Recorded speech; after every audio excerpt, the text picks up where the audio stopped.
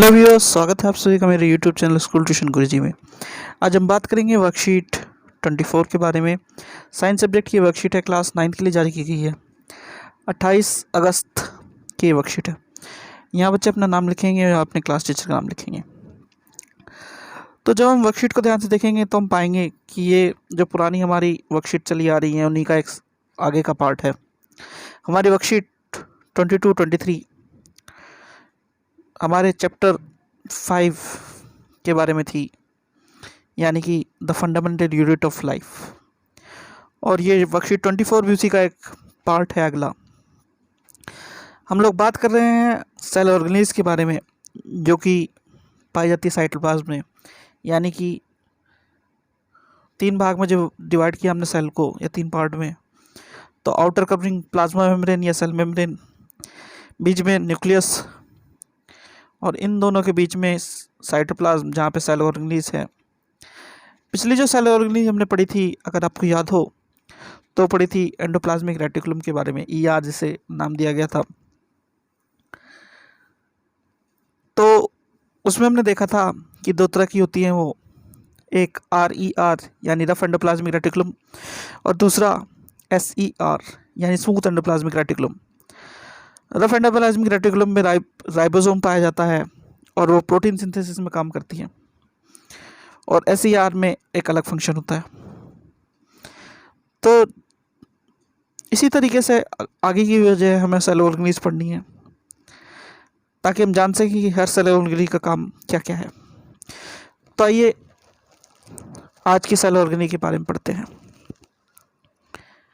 तो जब हम ध्यान देंगे तो देखेंगे हमें 2 सेल ऑर्गेनेल्स आज पढ़नी है, वो है गोल्जी अपैरेटस एंड लाइसोसोम। तो आइए बात करते हैं गोल्जी अपैरेटस के बारे में। गोल्जी अपैरेटस के बारे में वर्कशीट में पढ़ने से पहले थोड़ा सा इसके बारे में जान लेते हैं। गोल्जी अपैरेटस को फर्स्ट डिस्क्राइब किया था कैमिलियो गोल्जिया ने, इसीलिए इसका नाम गोल्जी अपैरेटस पड़ा। आप अपनी NCERT की बुक्स में इनके बारे में पढ़ सकते हैं। ये पार्ट है 5.2.5 गोल्जी अपैरेटस का, और इसमें एक बॉक्स में इनके बारे में इंफॉर्मेशन दी गई है। ये आपका चैप्टर 5 है NCERT का। आप इसके बारे में ज़रूर पढ़िएगा, इनके बारे में आपको पता चलेगा चीज़ों के बारे में। तो अब क्या कह रहा है ज़रा देख लेते हैं। ये कह रहा है कि Golgi apparatus, first described by Camillo Golgi, consists of a system of membrane-bound vesicles arranged approximately parallel to each other in a stack called cisterns. तो ये क्या है? एक पैरेलल वेसिकल्स का एक अरेंज सिस्टम है जिन्हें सिस्टेन कहते हैं। These membrane often have connection with the membranes of ER and therefore constitute another portion of complex cellular membrane system. अब एक चीज़ जो समझने वाली है ये कि ये लगभग किसके, गोल्जी अपैरेटस जो है वो एंडोप्लाज्मिक रेटिकुलम के पास में ही होता है। तो ये हमें समझना होगा कि ये इसी के पास का एक पार्ट है। ठीक है, तो अब देखते हैं आगे क्या कहता है ये।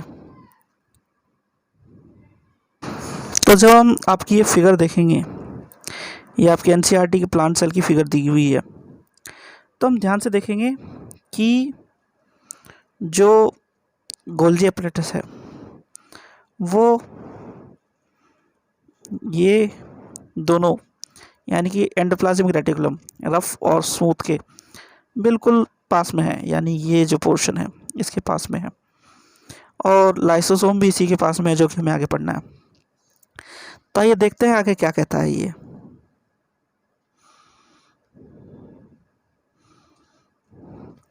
ये कहता है the membrane synthesise near ER यानी कि endoplasmic reticulum is packed and dispatched to various target inside and outside the cell through Golgi apparatus.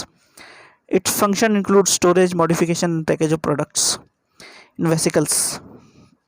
तो ये क्या कर रहा है, एंडोप्लाज्मिक रेटिकुलम पे जो चीज़ें बन रही हैं उन्हें इनसाइड और आउटसाइड सेल के गोल्जी अपरेटस पहुंचाने का काम करता है, उनके स्टोरेज का काम करता है। तो आगे कह रहा है इन सम केसेस कॉम्प्लेक्स शुगर में be made from simple sugars in the Golgi apparatus. तो ये एक कन्वर्जन का भी काम करता है। और आगे कह रहा है the Golgi apparatus is also involve in formation of lysosome.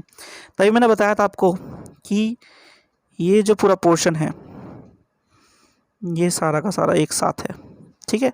तो इसका मतलब हमारा ER यानी एंडोप्लाज्मिक रेटिकुलम, चाहे वो स्मूथ हो या रफ हो, और गोल्जी अपरेटस और लाइसोसोम ये लगभग एक साथ है।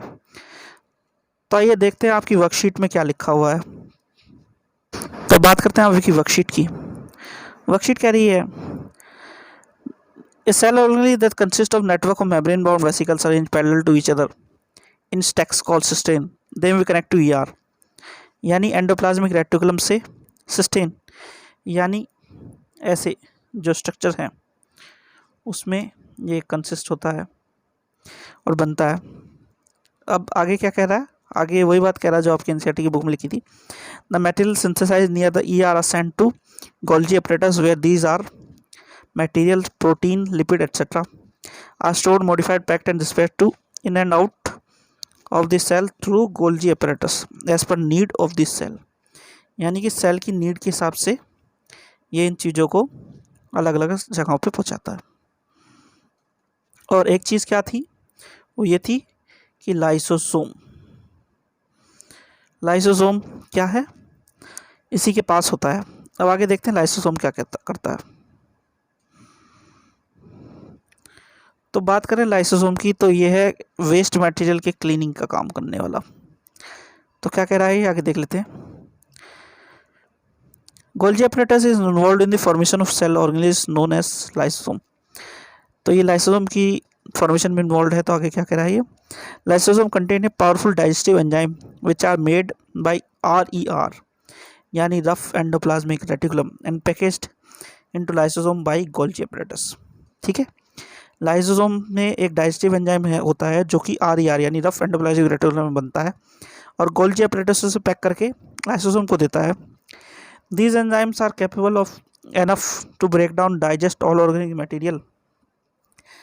तो ये क्या कैपेबल है, ब्रेक डाउन करने के या तोड़ने के या ख़त्म करने के ऑर्गेनिक मटेरियल किसी तरह टाइप के। आगे कह रहा है ये lysosome are the waste disposal system of cell. Lysosome क्या करता है, वेस्ट डिस्पोजल सिस्टम होता है सेल का। दे डाइजेस्ट एनी फॉरेन मटेरियल और वोन आउट सेल ऑर्गेनिज।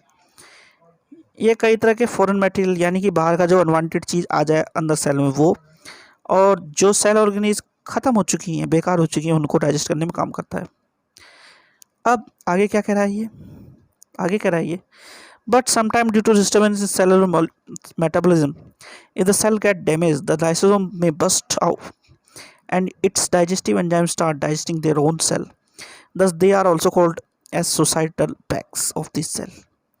यानी कि अगर किसी कारण से सेलुलर मेटाबॉलिज्म यानी कि जो केमिकल रिएक्शन सेल्स में होते रहते हैं या अदर रिएक्शंस होते रहते हैं, उनके कारण अगर कोई दिक्कत आ जाए सेल में तो कई बार लाइसोसोम बस्ट आउट हो जाता है या फट जाता है, जो कि एक बैग की तरह होता है, और उसका सारा डाइजेस्टिव एंजाइम सेल में फैल जाता है और रिजल्ट करता है कि सेल की डेथ हो जाती है।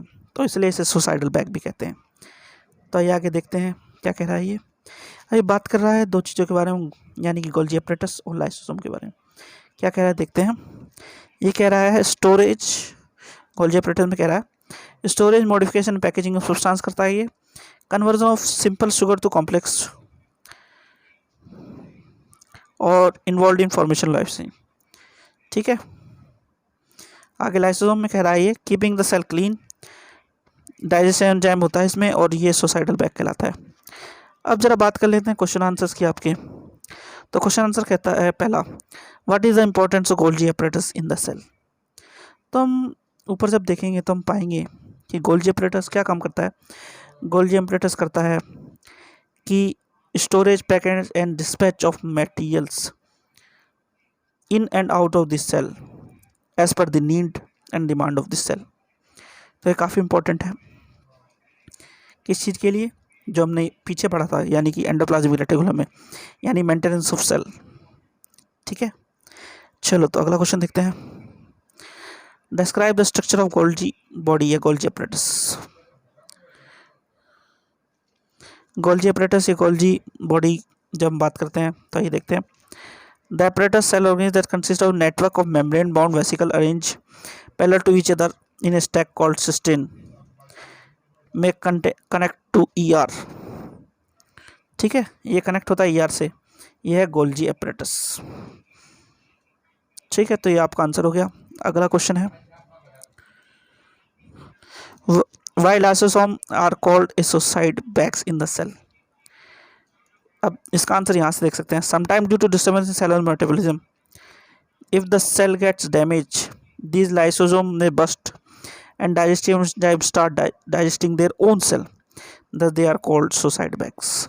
ये अपने ही बैग्स को अपने ही सेल को डाइजेशन शुरू कर देते हैं अगर ये बैग फट जाता है तो इसलिए इसे कहलाता है ascocyte बैग। अगला क्वेश्चन है, where is the enzyme present in lysosome get prepared. तो ये सिंपल क्वेश्चन है कि lysosome contain a powerful enzyme, digestive enzyme which is made in RER, यानी लेफ्ट एंडोप्लाज्मिक रेटिकुलम ये बनता है, यहीं पाया जाता है, और लाइसोसोम को ये मिलता है गोल्जी अपरेटस के थ्रू। ठीक है, तो ये आपकी वर्कशीट 24 पूरी हो गई है। आशा करता हूँ आप लोगों को वर्कशीट समझ में आई होगी, और अगर वीडियो अच्छी लगे तो सब्सक्राइब करें, लाइक करें और शेयर करें लिंक को, ताकि और लोगों को भी इसके बारे में पता चल सके। Thank you.